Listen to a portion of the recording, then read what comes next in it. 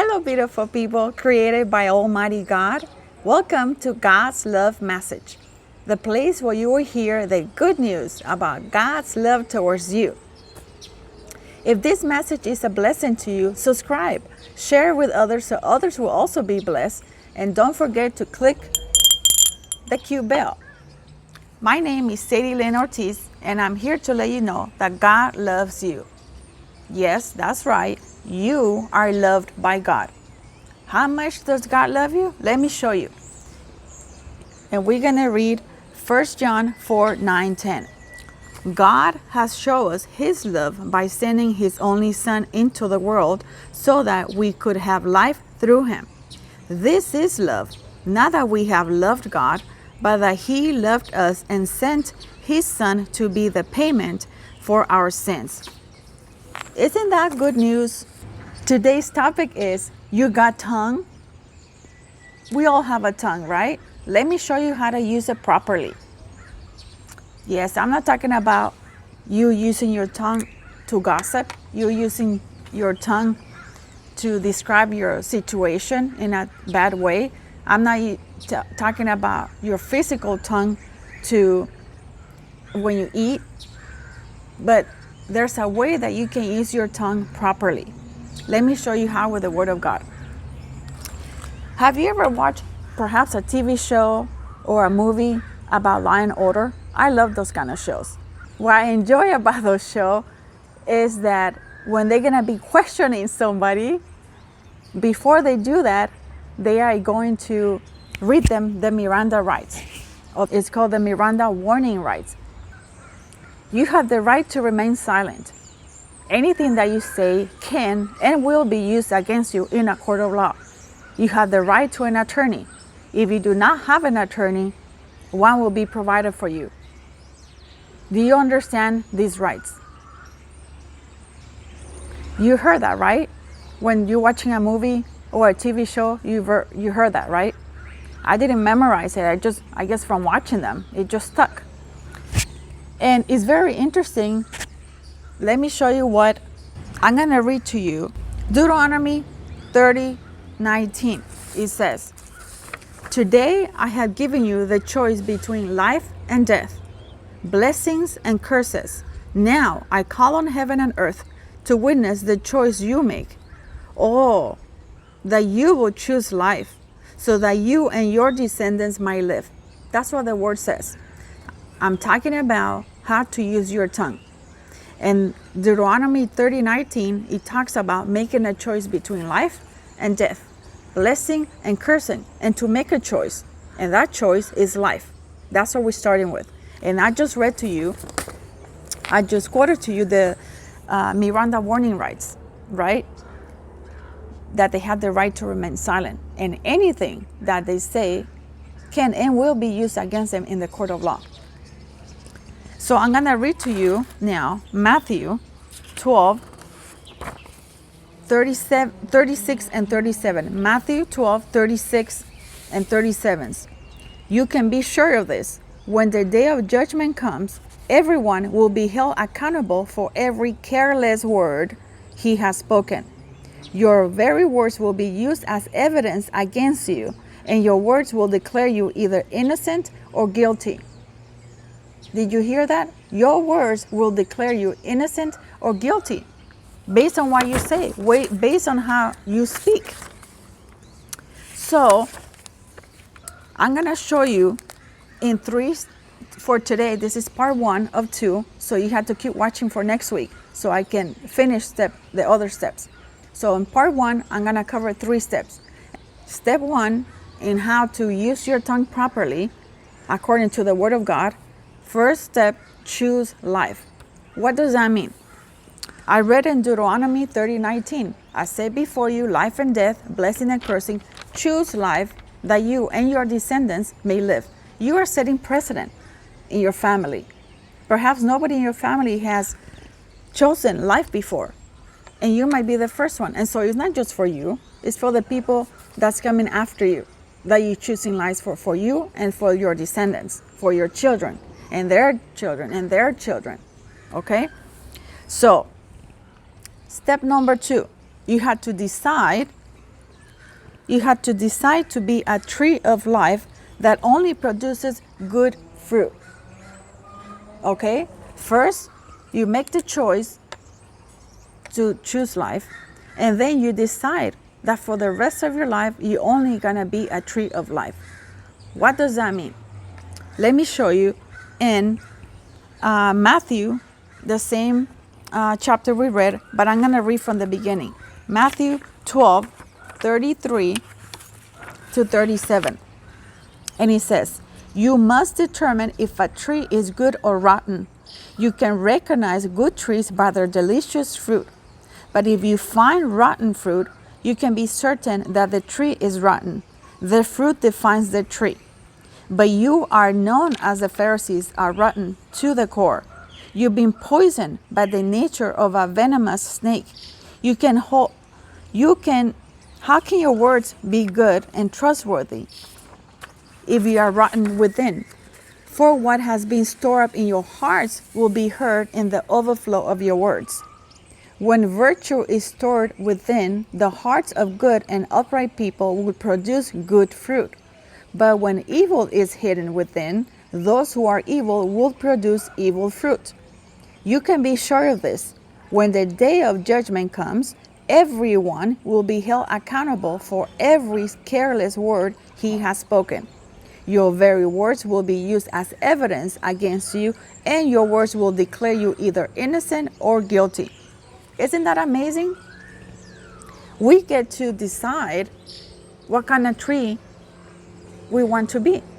Nobody else gets to decide that for us. Nobody else gets to decide how I speak. I'm in control of that. I get to choose life. I get to choose the blessing of God in my life. I cannot be blaming and pointing fingers at anybody, at the government, at the president. No. Stop it. Stop it right now. You choose blessing for your life. You choose blessing for your country. You choose blessing for your nation, for your neighbors. Nobody else gets to do that. If everybody were to do that, this would be a very different place we're living right now. But we get to choose. Nobody else does that for us. So once you choose, you decide what kind of tree you want to be. Let me show you an example of a bad tree. This is a tree that is dry. Can you see that? Maybe if I put it a little.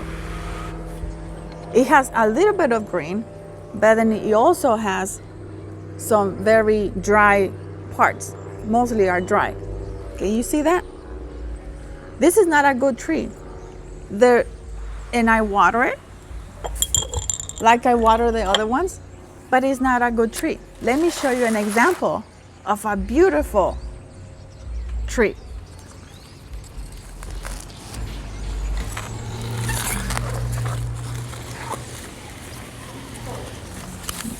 It's coming.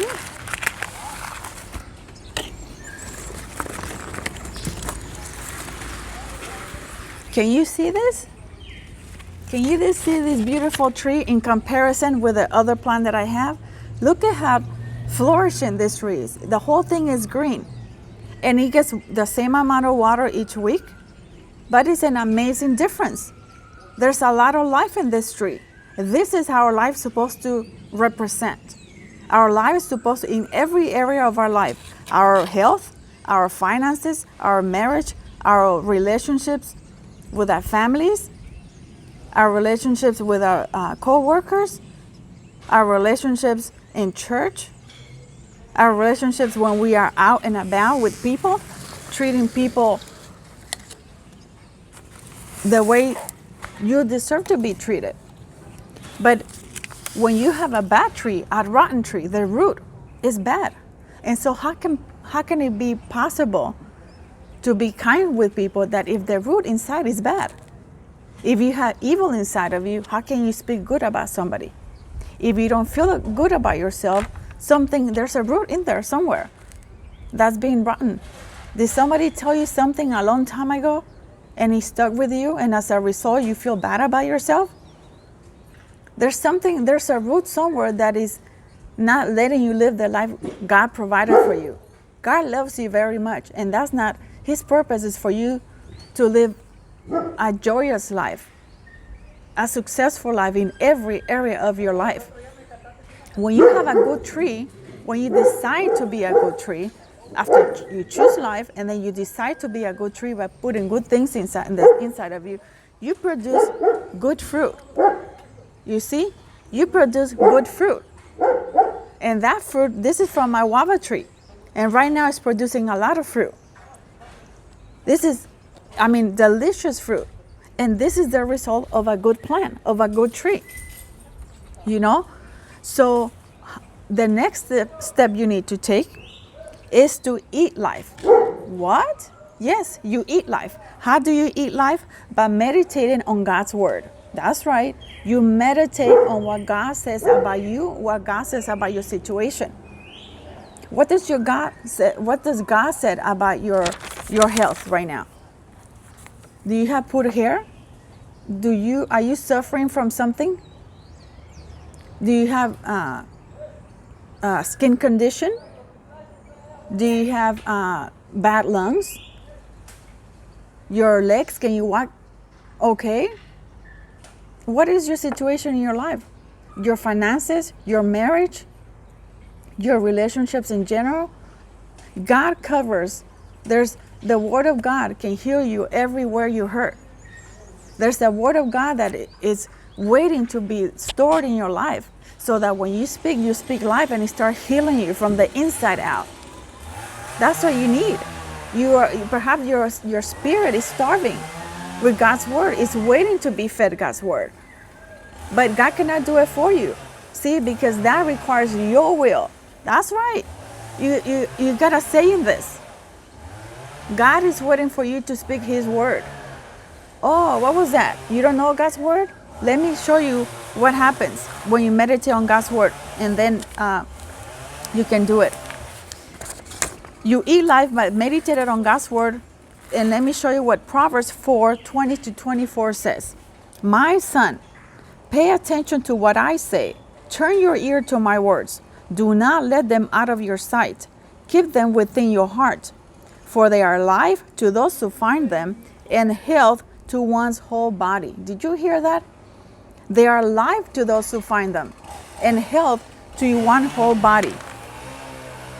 Above all else, guard your heart, for everything you do flows from it. Keep your mouth free from perversity.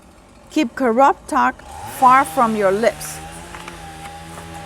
So when you meditate on God's word, it will provide health in your body. But that's what God's word does. When you come in agreement with God's word, God is agreeing with you. That's what the word of God is. He said it, and so you are agreeing with his word. You shake his hand.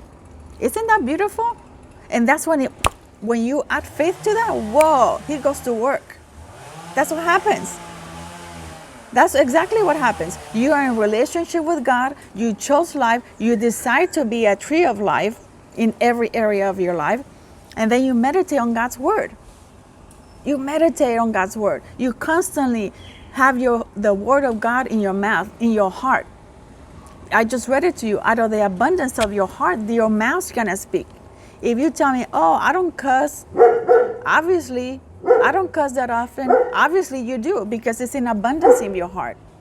If you think cussing is only a bad word, when you speak against God, will say, oh no, this, oh body or mind, I'm terrible, I don't do anything right. That's cussing. That is cussing, because you're slapping God after everything he has done for you on the cross. All you have to do is take it. Come to him, receive it, and take it.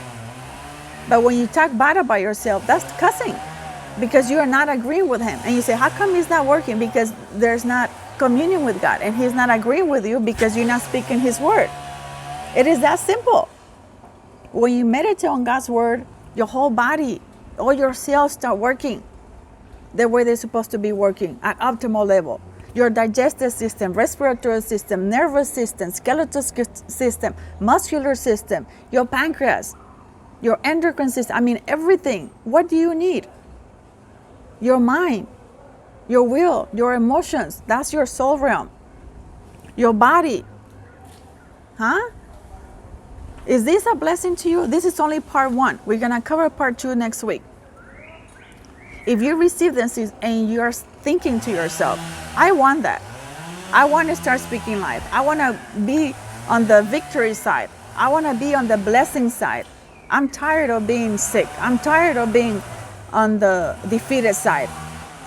We are 2020, and I don't care how it looks out there in the world. This is your day of victory. This is your day of new beginnings. If you're ready, repeat this, and you want to ask Jesus into your heart so you can start living in the victory side. Repeat this prayer after me. Lord Jesus, forgive me of all my sins. I welcome you into my heart.